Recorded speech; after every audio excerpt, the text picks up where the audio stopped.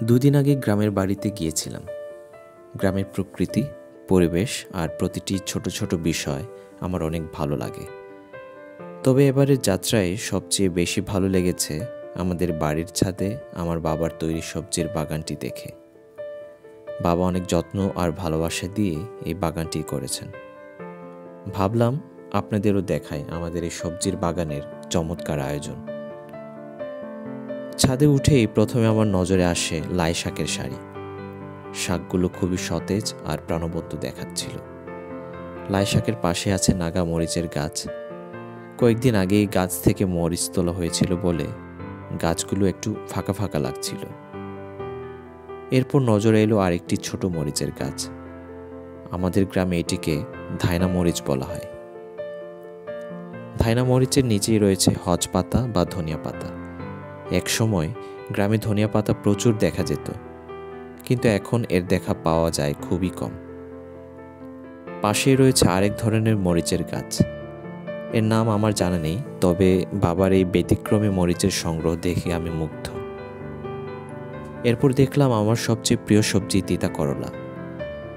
এবার নাকি প্রচুর তিতা করলার ফলন হয়েছে।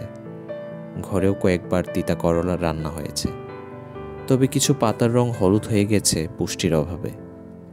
বাবা বললেন সঠিক পরিচর্যা করলে গাছগুলো আবার সবুজ আর সতেজ হয়ে উঠবে।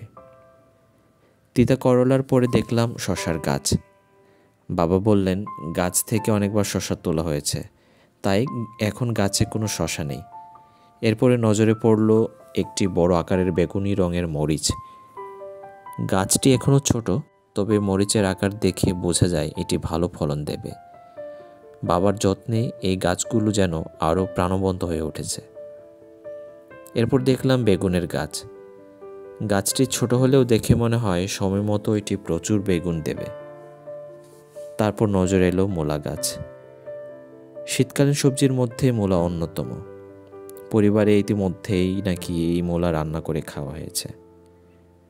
বাবার এই সবজির বাগানের উদ্দেশ্য একটাই, যদি কোনো সময় সবজি বাজার থেকে কিনতে না পাওয়া যায়, তাহলে এই বাগান থেকেই প্রয়োজনীয় সবজি মেটানো যাবে।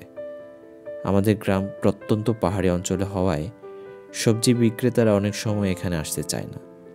বাবার এই পরিকল্পনা দেখে সত্যি আমি গর্বিত। এই ছোট ভিডিওতে আমি আমাদের ছাদের সবজির বাগান আপনাদের সামনে তুলে ধরার চেষ্টা করেছি। আশা করি আপনাদেরও ভালো লেগেছে। যদিও সব কিছু দেখাতে পারিনি, তারপরও চেষ্টা করেছি পুরো চিত্রটি তুলে ধরতে। ভিডিওটি ভালো লেগে থাকলে লাইক দিতে ভুলবেন না। নতুন কোনো বিষয় নিয়ে আবারও দেখা হবে। সবাই ভালো থাকবেন, সুস্থ থাকবেন।